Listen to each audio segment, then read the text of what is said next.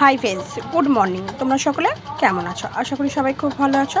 কে কোথা থেকে ভিডিওটা দেখছো একটু কমেন্টে বলো। তো নতুন একটা ভিডিও নিয়ে তোমাদের সাথে চলে এলাম। তো এটা হচ্ছে বুধবারের ব্লগ। তো বুধবার দিনকে আমি যেহেতু মাসির বাড়ি গিয়েছিলাম, তো সেটা তোমাদের সাথে আর একটা ভিডিও শেয়ার করব। তো চলো, মাসির বাড়ি থেকে একটু গেলাম আমরা ভূতনাথ। তো রাস্তায় আছি, দেখতেই পাচ্ছ। তো বৃষ্টিটা হওয়ার পরে যা রাস্তায় জলটা জমে গেছিলো, তো বলার কথা নয়। তো চলে এলাম, লঞ্চে উঠেও পড়েছি। দেখো, এটা ব্রিজটা একটু জাস্ট শেয়ার করলাম, জুম করে তোমাদের সাথে সামনেটাও দেখাচ্ছি। তো জলপথ পার হয়ে যেতে না খুবই কষ্ট, সেটা যেই হোক, কিন্তু তাও সাহস করে যেহেতু লঞ্চে উঠে পড়েছি, আমি, ছেলে আর আমার ভাই, তিনজনে গেছি। তো আমার ভাই বললো চ খাওয়া দাওয়া করে বলে চ যাবি ভূতনাথ, আমি তাহলে চ ঘুরেই আসি তাহলে। তো বলে গেলাম। ওই যে ওইদিকে দেখতে পাচ্ছ শিব ঠাকুরটা, ওই শিব ঠাকুরটা মিনিমাম অনেক বড়, যেহেতু শুনেছিলাম 100 ফুটের। তো ওই মন্দিরটা একদিন তোমার সাথে ঘুরে দেখাবো, যদি ঘুরে দেখাতে চাও বা কমেন্টে তোমরা যদি বলো তাহলে আমি ঘুরে দেখাবো, না বলে না। তো যাই হোক, তো দেখতে দেখতে চলে আসবো এক্ষুনি। তো আমার ছেলে পাশ থেকে বলছে দেখ কি সুন্দর লাগছে। আর সত্যি কথা বলতে কি বলুন তো, আমি কলকাতার দিকটা খুব কমই যাই বলতে গেলে। তো চলে এলাম, এসে দেখো লঞ্চ পার হয়ে এখানটায় কি একটা ছিল, মানে কবিগুরু রবীন্দ্রনাথ ঠাকুরের কিছু একটা ছিল, বাস্ট ফাঁকা জায়গা, বসারও জায়গা ছিল। এটা সবচেয়ে প্রেম করার জায়গা ভালো বলতে পারো, যে এটা ভূতনাথের কাছে। তো তারপরে পার্কে একটু ঘুরে ঘাড়ে একটু ছবি টবি তুলে তারপর বেরিয়ে পড়লাম। তো বেরিয়ে এটা রাস্তায় ভূতনাথ। আমার ছেলে তো এই আইসক্রিম ওটাকে দেখে হচ্ছে আমি আইসক্রিম খাবো, তোকে কিনে দিইনি যেহেতু একটু ওয়েদারটা একটু খারাপও হয়েছিল বলে, তাই। তো আমরা আসল গেছিলাম না মোটা বাবা দেখতে, কিন্তু মোটা বাবা তো রাস্তাই খুঁজে পাইনি। আমার ভাই রাস্তাটা ভুলে গেছে। যাই হোক, তো ওকে ও বলছে চ এই গলি ওই গলি সেই গলি বলে 3-4টে গলি ঘুরেছি।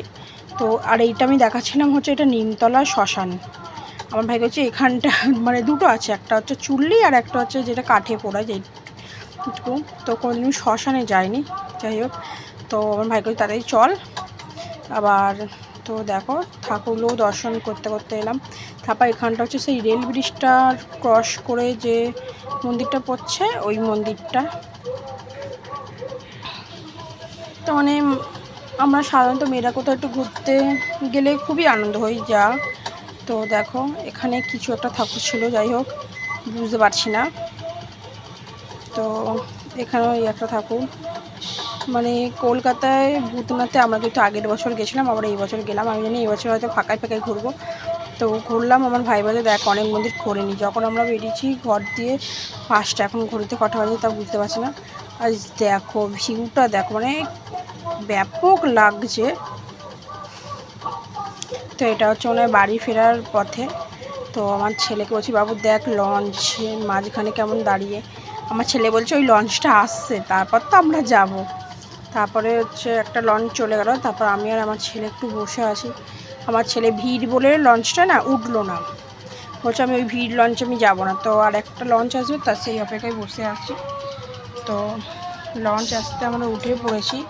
উঠে যে মন্দিরটা যাওয়ার পথে দেখালাম, এই দেখো মন্দিরটা আলো জ্বলছে। তো আমার ভাই বলছে ওইটা তো যাবি, আনছি আর কোথাও যাবো না, এবার সোজা বাড়ি চ বলে। তো দেখো ভিডিওটা কেউ কিন্তু স্কিপ করবে না, পুরো ভিডিওটা দেখো। তো চলো ভিডিওটা দেখতে থাকো।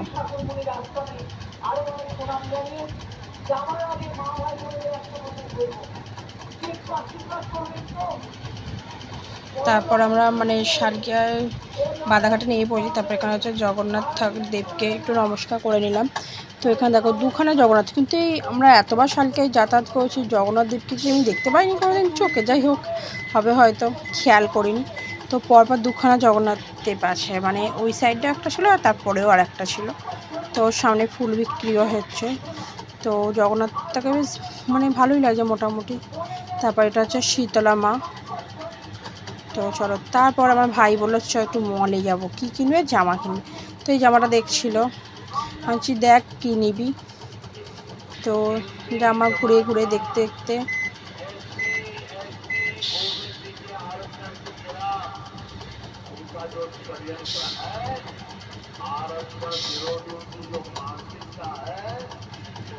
ও জামাগুলো সব কিনবে কিনবে করছে। আমি তখন বলছি দেখ এখানেও এরকম জামাগুলো আছে, কি কিনবি?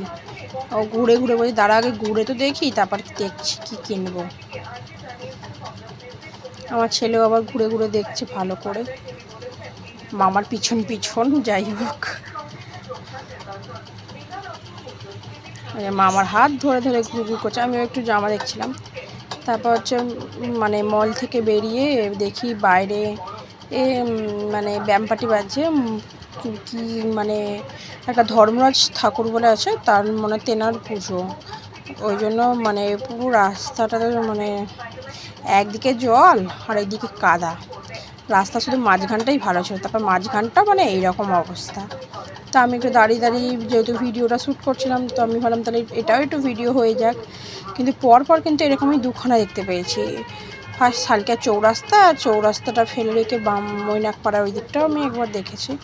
তো এদের দেখো কত কষ্ট, হ্যাঁ, মাথা ওইরকম নিয়ে মানে নাছা, সত্যি এরা পারে। এই যে আমার ভাই বলছে দেখ ওই দিকটা দেখ, তারপর বলবি। মানে যেমন বিয়েবাড়ি হয়, বিয়েবাড়ির লাইটিংয়ের মধ্যে সব কিছু লাঠির যে মানুষগুলো হয় সেই রকমও করেছিল দেখলাম। আমার ভাই আবার ওখানে ছাতার মতো দেখে আমার ভাইও ভিডিও করতে লেগে গেছে, বলে তারা ভিডিও করি বলে দেখো।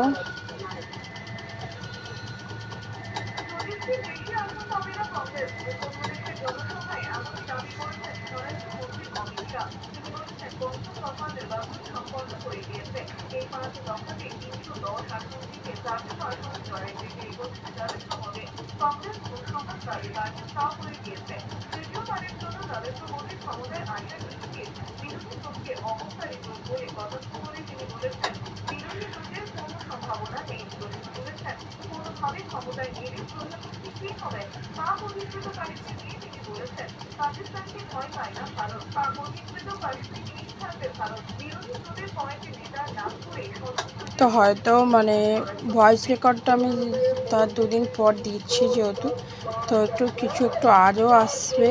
যাই হোক, কেন বাড়িতে খবর চলছে, তো খবরটাই হয়তো এতে একটু অ্যাড হয়ে যাচ্ছে। তো তারপর জানি না এখানটা এত জাম হয়ে গেল কেন। ও তারপর দেখি কিন্তু সিংহাসনটা মানে কিছুই ছিল না, পুরো ফাঁকাই যাই হোক ছিল একটা। আর একটা লোকের হাতে যেই সামনে যে ওটা কী ছিল বুঝতে পারলাম না। তারপর হচ্ছে মাসির বাড়ি থেকে আবার বাড়ি ফেরার পথে তো রাস্তা আবার দেখলাম একটা মানে ব্যামপার্টি যাচ্ছে। তো আর মা বলছে কি হচ্ছে। আমি তুমিও যেখানে আমিও সেখানে, কি করে বলি এবার বলো কি হয়েছে। তো এখানে দেখলাম বামুন গাছ। ভিডিওটা এইটুকু ভালো লাগলে লাইক কমেন্ট শেয়ার চ্যানেলটা সাবস্ক্রাইব করতে ভুলবেন না। টাটা।